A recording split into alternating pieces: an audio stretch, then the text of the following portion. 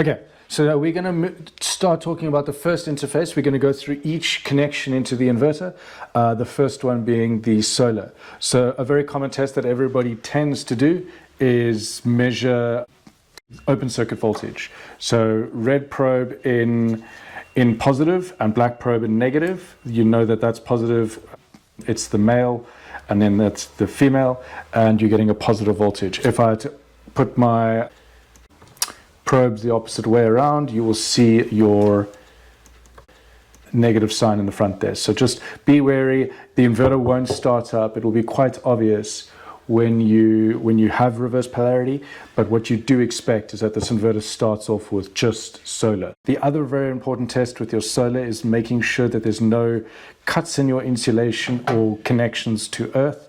So the way to do that is once you've finished measuring open circuit, I always recommend starting with measuring open circuit, confirm you're getting nice high voltage, then taking out one probe, obviously the voltage is going to drop down to 0, and then taking the red probe or the other probe that you've got and connect it to the AC earth. You can connect it onto the chassis inverter if you do have it connected, but if you're in the pre-commissioning state, you haven't dealt with your AC yet, you should hopefully have an earth in your AC fuse. This is the AC PE, so yeah. Put your probe onto that, and what you'll see is the voltage will start off very high, and basically there's capacitances formed between the parallel connections of your DC cables running, and that's what's discharging from the multimeter. So that's what starts at a high voltage, and it drops very quickly.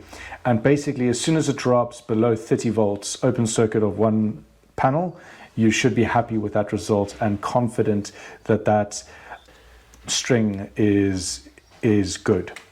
This is a much better test than using very expensive equipment like Seawood meters or Fluke meters that detect RISO.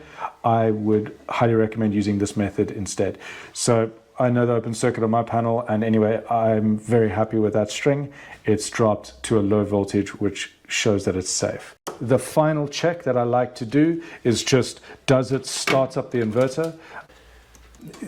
And I do that by first taking the DC isolator off. You don't really have to do that. I just like to do that. You can just immediately connect it straight into the inverter. It won't pull a lot of current on startup because it's just a small watt power supply, and that'll be fine.